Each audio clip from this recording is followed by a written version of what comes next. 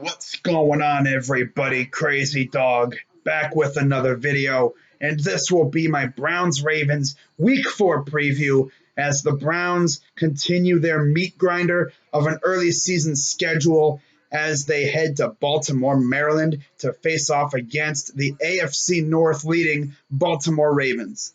Now, this is a huge game for the Browns simply because, one, rivalry game, duh.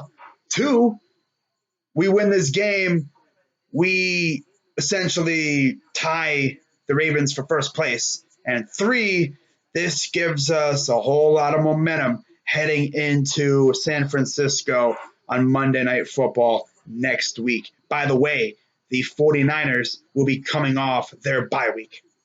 So that'll be a great game. Although I already see Niners fans chalking up next week's game as a W for them. And if there's one thing I've learned is that don't sleep on anybody. Because for all we know, we could go in Levi Jeans Stadium and freaking kick their ass next week. How about that, huh? Yeah, give you your first L of the season. Now, I'll get into them next week. But for now, it's time to talk about these Ratbirds. Now, looking at this game, looking at this Ravens team, they're a very good team. Lamar Jackson is the truth. Of course, he did what he was supposed to do against some trash squads, the Dolphins and the Cardinals, although the Ravens barely beat Arizona, but still, they freaking curb stomped the Miami Dolphins. The Dolphins could very well go 0-16. I think they're trying to. I mean, that might be one of the only ways they can secure Tua Tagovailoa. But yeah, that team is absolute hot garbage. Who knows how many wins they're going to get? I can probably count on one hand. I'm pretty sure Jason Pierre-Paul can count on one hand how many wins the Miami Dolphins will get this year. I don't know. But enough talking about the fans. We got them later in the year. Now, Ravens fans, I hear you guys talking all kinds of crap about my squad. You know, y'all be calling Baker Mayfield overrated. You know, you're calling my squad overhyped and everything. You know, but yet you're out here flexing your 2 wins, even though they were against absolutely garbage teams. And then we saw what happens when you face a real team, as you got beat by Patrick Mahomes again. And now you're facing another actual competent team. Yeah. And there's one thing about this Browns squad. The offense really hasn't been doing much. But this defense has been balling out, especially the front 7, despite the fact we lost Christian Kirksey for about half the year. The front 4 has just been absolutely nasty, especially number 95, my guy, Myles Garrett. I know I'm going to be talking about him a lot. You're going to hear his name come out of my mouth so many times on this channel. You might as well call me a Myles Garrett stan. I think it's well known that I am a Myles Garrett stan. That dude is an absolute beast. He got after Jared Goff a couple times. One time was a strip sack fumble. It was actually a carbon copy of what Cameron Jordan did last week to Jared Goff.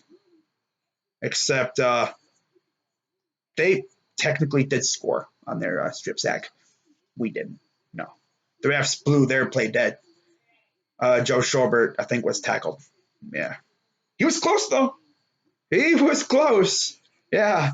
I think the refs learned from the week before.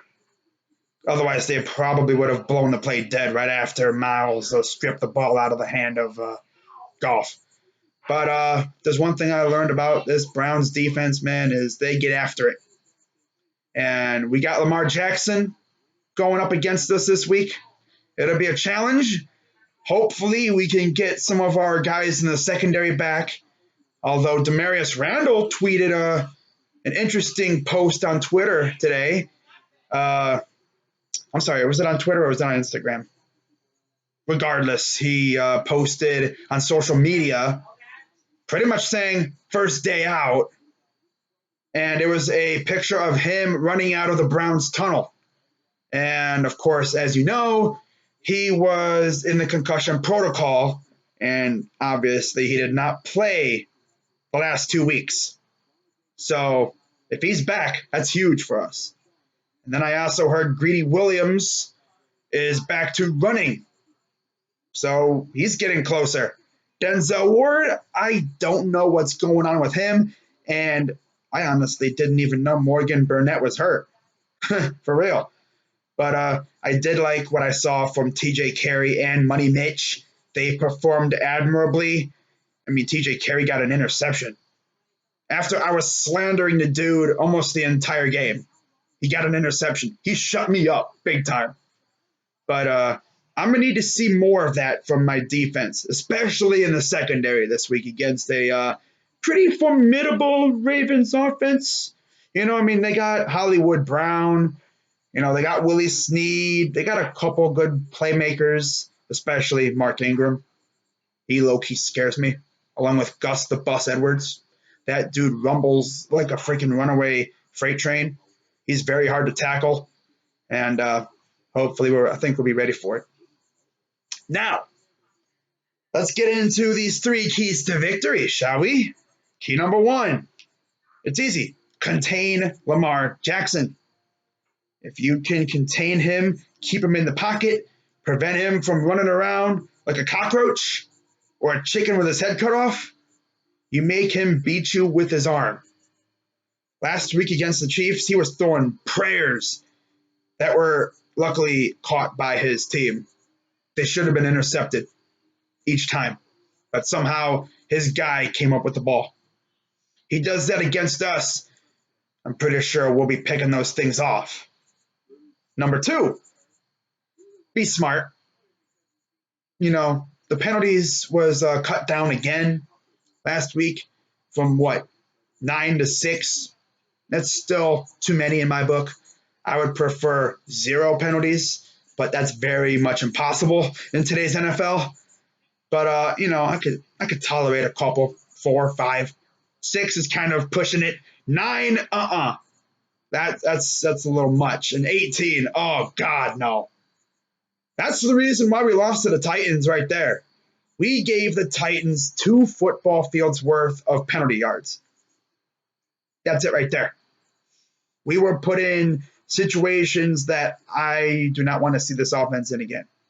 Like 3rd and 20 and plus around there. It was unbearable. Every play, flag. I don't want to see that again.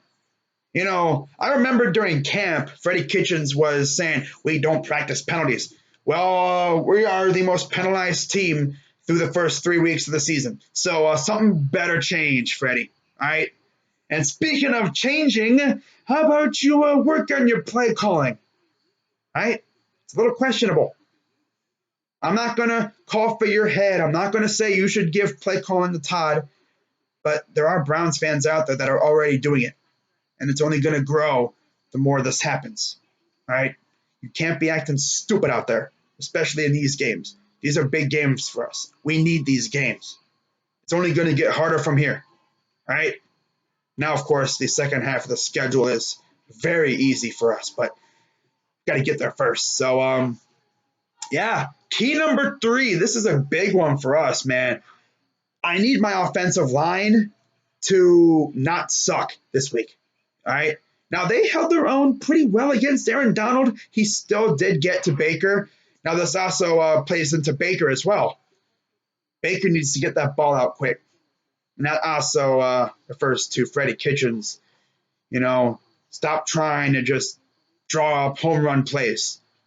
Quick slants, screen plays, all that stuff will work against this Ravens team. All right? Don't be trying to hit the home run every play. All right? Let the flow of the game get to you, and it'll come. Give it to Odell in a quick slant and let him do the work. All about that yards after catch. Right?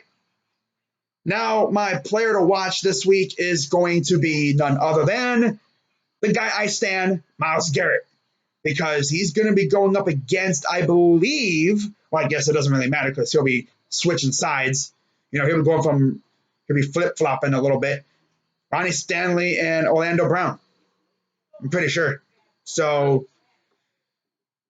he needs to win his battle, and of course, Olivier will do his thing, chasing Lamar Jackson around, maybe even pursuing him and chasing him right into the clutches of Myles Garrett or Sheldon or Larry, or one of the linebackers. That's why I like Olivier. He doesn't really show up on the stat sheet, but he still does work. He does his thing. I like him. I love him, bro. Freaking awesome. He's better than Emmanuel when it comes to pass rush. He's an actual pass rusher. We got 2 pass rushers on the edge now instead of just 1. You got to worry about Olivier, too. Don't sleep on OV, all right? Now, of course, with Myles Garrett, 6 sacks. I think he'll get a couple against Lamar Jackson if he can actually catch him, which I think he will. We just got to be sure to set the edge, plug the gaps, and contain Lamar. That's all we got to do, really. Make him beat you with the arm. Hopefully our secondary will be majority healthy this week.